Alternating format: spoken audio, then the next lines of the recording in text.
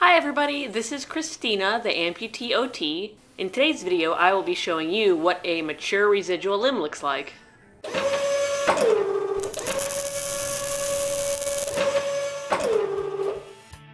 I've made a couple of other videos showing what my residual limb looks like, one at 2 weeks and one at 2.5 months. I'll put those videos here in case you want to look at them, and also down in the description box below.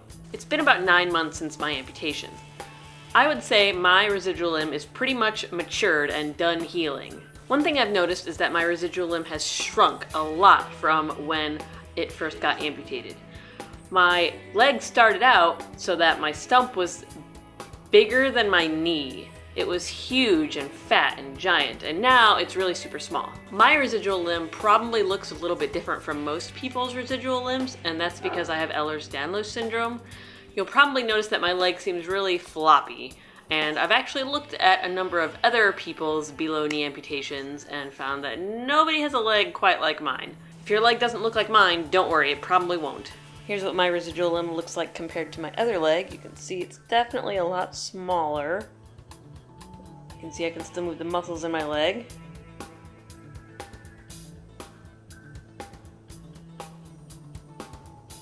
I'm mirroring movements with my intact foot so you can see what movements are being made. Here you can see the difference in the muscle tone between my intact leg and my residual limb. You can see this one is a lot thicker and meatier, and this one is super thin by comparison. And this is what I mean by my leg being really floppy.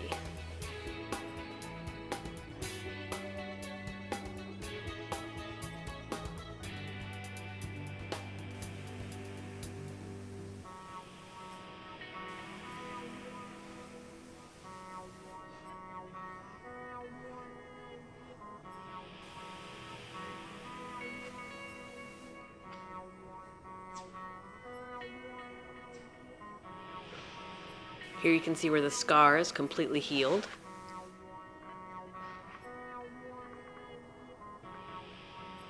This might be a little hard to see, but here is where the end of my tibia is cut, and here is where the end of my fibula is cut.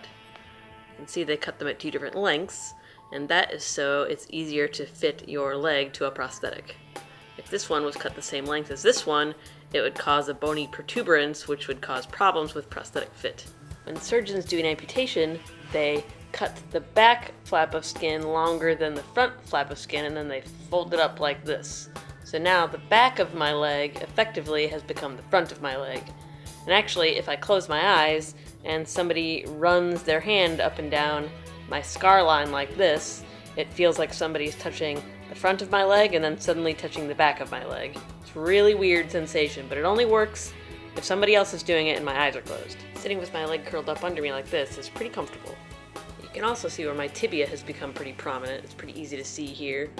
All of the muscles in your leg tend to atrophy when you get an amputation because you're not using them to move your foot anymore, and so your leg becomes a lot more bony. So I can feel my tibia very clearly here, and I can feel my fibula, and my fibular head, and my tibial crest, and all the anatomical structures of my leg. You can definitely see how it's shaped more like a teardrop now. Before it was kind of round. I used to be able to fit inside this thing. Now, I can practically put another leg in there. Now, the reason I'm showing all of these up-close images of my residual limb is because I want to take some of the mystery and mystique out of stumps and residual limbs.